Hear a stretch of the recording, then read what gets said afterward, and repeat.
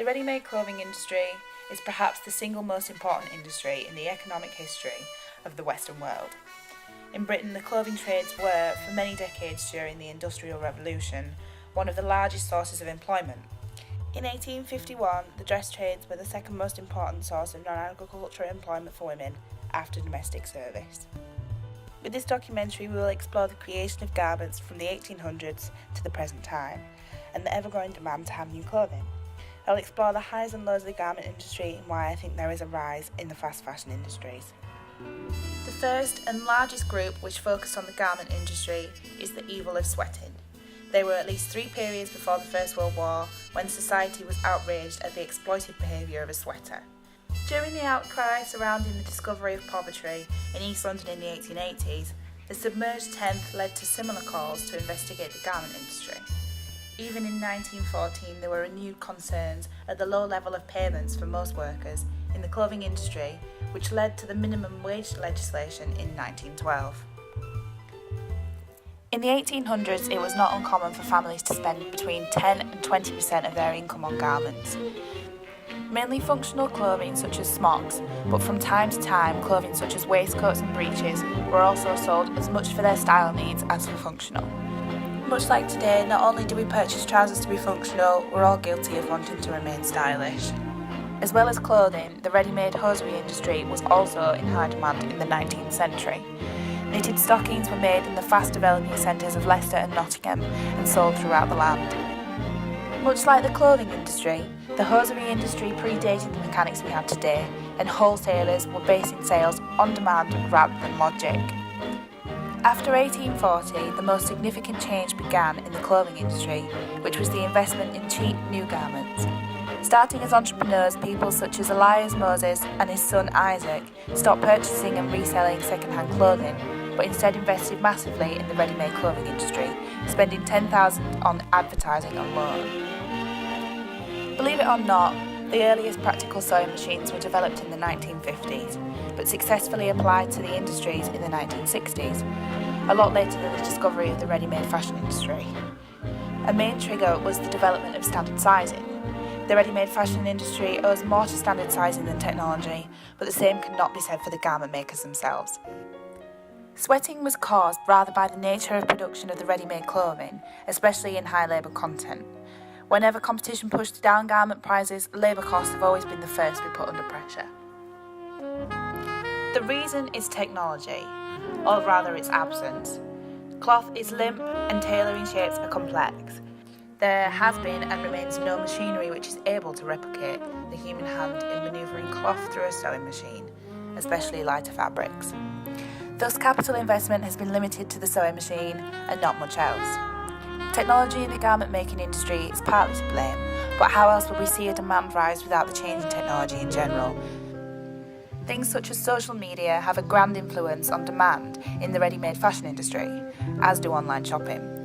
Online shopping makes it easier and more accessible for everyone. Another thing is the rise of the blogger. Blogging began to popularise in the 1990s. The modern blog evolved from the online diary, and people would keep a running account of their personal lives and called themselves journalists or diarists. Today we would call this vlogging, and the online site would usually be YouTube. Today we have varieties upon varieties of videos on the site that started 13 years ago. From the beauty blogger to the video gamer, there is anything anyone could ask for on the marvellous site that we call YouTube. Between 2015 and 2016, the amount of time users watched TV channels on YouTube increased by 50%, and the amount of time users spent watching YouTube content on TV doubled. What's more, YouTube is capturing more primetime viewers in the 18 to 49-year-old market than any TV network. TV shows are taking to YouTube, ads are more prominent than ever, and everyone has jumped on the bandwagon. The most popular form of video is the product review video. It is easy enough to look online to see how well a product does before purchasing, but there's something more real in hearing someone tell you how it works. The same goes for clothing. The clothing haul is the 6th most watched YouTube video on the internet, according to Media Kicks, and will only increase with time. Young viewers are watching these videos with the most innocent of intent, but imagine the more famous the YouTuber, the more clothing they can buy. The more they show in the hauls and the more the viewer aspires to be just like them, and henceforth purchases said clothing. It has become quite apparent that YouTubers paid their creators for some years, and today more than ever, it is one of the most desired jobs. Who doesn't want to make videos doing what they love for a living? For example, we have Zoella, one of the most watched beauty bloggers in the world.